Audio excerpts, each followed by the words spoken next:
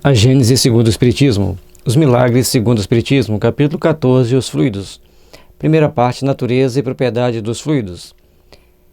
Terceiro tópico, ação dos espíritos sobre os fluidos, criações fluídicas, fotografia do pensamento. 13. Os fluidos espirituais, que constituem um dos estados do fluido cósmico universal, são, a bem dizer, a atmosfera dos seres espirituais. O elemento onde eles tiram os materiais sobre que operam, o meio onde ocorrem os fenômenos especiais compatíveis à visão e à audição do espírito, mas que escapam aos sentidos carnais, impressionáveis somente à matéria tangível, o meio onde se forma a luz peculiar ao mundo espiritual, diferente pela causa e pelo efeito da luz ordinária, finalmente, o veículo do pensamento, como o ar o é do som. Então, nós temos que entender que esse fluido cósmico universal, ele é alguma coisa muito mais sofisticada, muito mais ampla, e essa situação vai fazer com que a gente consiga entender que esse fluido cósmico universal é a matéria sobre a qual os espíritos trabalham, operam, se movem, escutam, veem e têm além de uma luminosidade especial. Ela é tangível simplesmente para o mundo dos espíritos. Para nós, ela não é tangível, ela não é perceptível. Nós não conseguimos identificá-la, exceto alguns médiuns. Portanto, os efeitos que lá ocorrem, esse fluido cósmico que envolve a Terra, são efeitos caracterizados e observados, sentidos pelos espíritos desencarnados, e não por nós encarnados. 14. Os espíritos atuam sobre os fluidos espirituais, não manipulando-os como os homens manipulam os gases, mas empregando o pensamento e a vontade. Para os espíritos, o pensamento e a vontade são o que é a mão para o homem. Portanto, esses fluidos cósmicos universais, os espíritos vão manipulá-lo para fazer todas as suas criações, para criar todo o universo que eles vivem.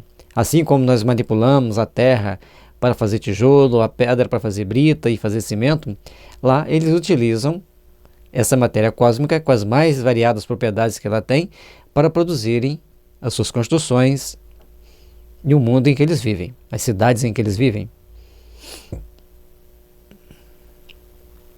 Pelo pensamento, eles imprimem àqueles fluidos tal ou qual direção, os aglomeram, combinam ou dispersam, organizam com eles conjuntos que apresentam uma aparência, uma forma, uma coloração determinadas. Mudam-lhes as propriedades, como um químico muda a dos gases ou de outros corpos, combinando-os segundo certas leis.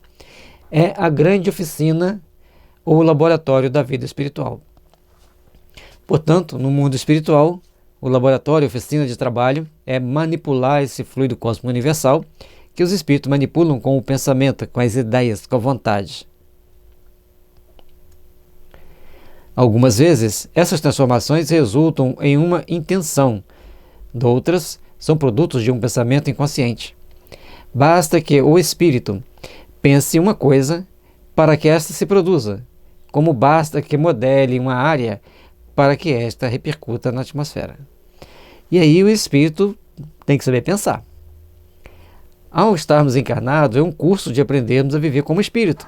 Quanto nós vemos falar em mediunidade, a gente vai aumentando nosso campo de percepção, nosso campo abrange a nossa capacidade perceptiva para que a gente se eduque e então a gente consiga viver bem no mundo dos espíritos.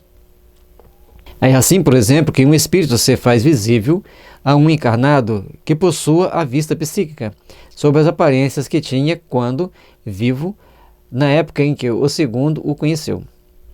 Embora haja ele tido, depois dessa época, muitas encarnações, apresenta-se com o vestuário, os sinais exteriores, enfermidades, cicatrizes, membros amputados, etc., que tinha então.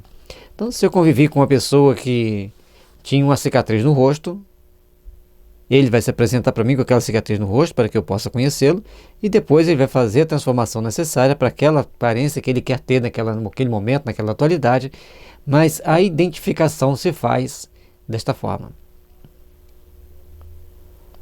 Um decapitado se apresentará sem a cabeça. Não quer isto dizer que haja conservado essas aparências, certo que não. Portanto, como espírito, ele não é coxo, nem maneta, nem zarolho, nem decapitado. O que se dá é que, retrocedendo o seu pensamento à época em que tinha tais defeitos, seu perispírito lhes toma instantaneamente as aparências que deixaram de existir, logo que o mesmo pensamento cessa de agir naquele sentido. Então ele vai se apresentar para a pessoa. João encontra José. Mas João conheceu José no dia que José tinha sofrido um acidente e perdido um braço. José se manifesta para João sem aquele braço, às vezes até segurando aquele braço com a outra mão, por alguns segundos para que haja identificação, depois volta tudo ao normal. Se depois de uma vez ele foi negro e branco de outra, apresenta-se-á como branco ou negro, conforme a encarnação a que se refira a sua evocação e a que se transporte o seu pensamento. Portanto, o espírito vai sempre se manifestar de acordo com a característica que ele tinha naquele momento de ser evocado ou naquele momento que ele encontra com aquele amigo de outra época naquela condição. Então, aquele que já está um pouco mais, vamos dizer assim, adaptado ao mundo espiritual, faz a sua adaptação ao tempo que o outro o conheceu, para que o outro o reconheça e depois volta ao normal. Assim, nas evocações, sempre ele apresentará com aquela evocação, com as características, com a aparência daquela evocação. Portanto, nem todos os espíritos podem ser evocados, porque evocar um espírito que foi decapitado, e para ele vir decapitado vai ser para ele um sofrimento se ele não tiver evolução suficiente para fazer a transformação e a destransformação sem as dores, as angústias do momento em que ele viveu aquela decapitação. Por análogo efeito, o pensamento do espírito cria fluidificamente os objetos que ele esteja habituado a usar. Um avarento manuseará ouro, um militar trará suas armas e seu uniforme, um fumante o seu cachimbo, um lavrador a sua charrua, seus bois, uma mulher velha a sua roca. Para o espírito, que é também ele fluídico, esses objetos fluídicos são tão reais como o eram no estado material para o homem vivo. Mas, pela razão de serem criações do pensamento, a existência deles é tão fugitiva quanto a deste. Assim, aquelas construções que ele vai criando no mundo espiritual, elas são furtivas. Elas aparecem e desaparecem. À medida que ele pensa naqueles objetos, objetos aparecem ali, cria aquelas imagens, mas depois desaparecem.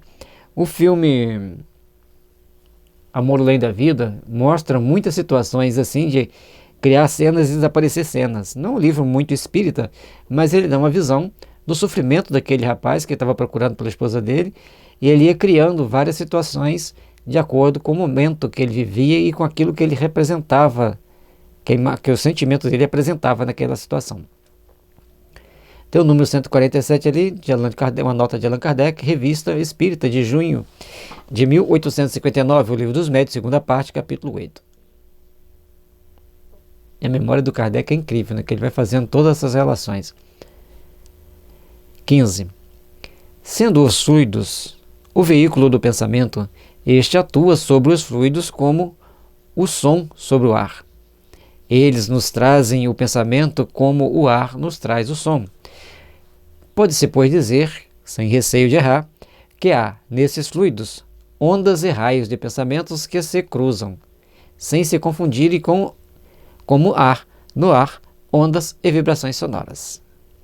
Portanto, os nossos pensamentos vão criando emaranhados pelo ar, assim, pelos fluidos cósmico universal, assim como o nosso som vai criando vibrações sonoras pelo ar, cada um chegando, segundo a sua potência, a potência do emissor, em pontos determinados para cumprir aquela missão que tem que ser cumprida. A mais, criando imagens fluídicas, o pensamento se reflete no envoltório perispirítico como num espelho. Toma nele o corpo e aí, de certo modo, se fotografa.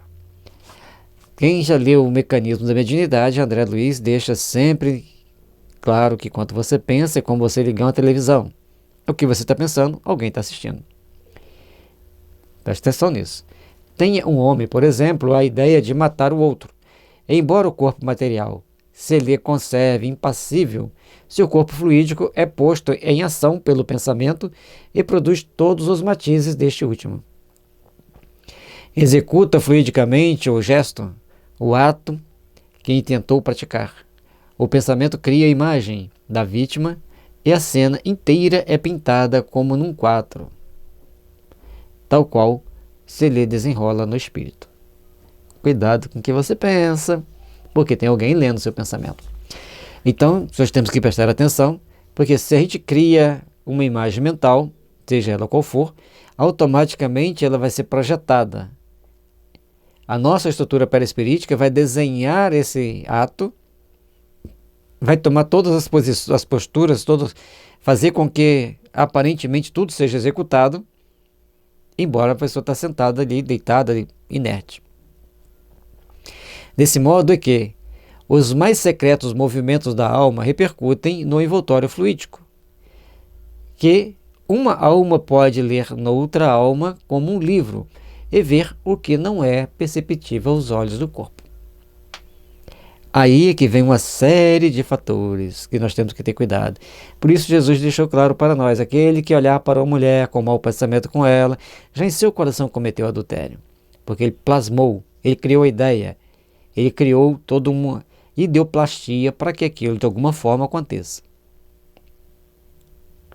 Contudo, vendo a intenção, pode ela pressentir a execução do ato que lhe será a consequência, mas não pode determinar o instante em que o mesmo ato será executado, nem lhe assinalar os pormenores, nem ainda afirmar que ele se dê, porque circunstâncias ulteriores poderão modificar os planos assentados e mudar as disposições. Ele não pode ver o que ainda não esteja no pensamento do outro.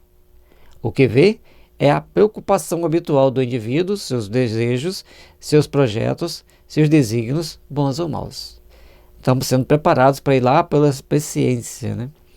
Então, à medida que a gente começa a pensar certas coisas, começamos a moldar aquilo na nossa estrutura psíquica, na nossa psicosfera, aquelas cenas estarão ali nos acompanhando e os outros podem lê-la, podem senti-la, podem percebê-la.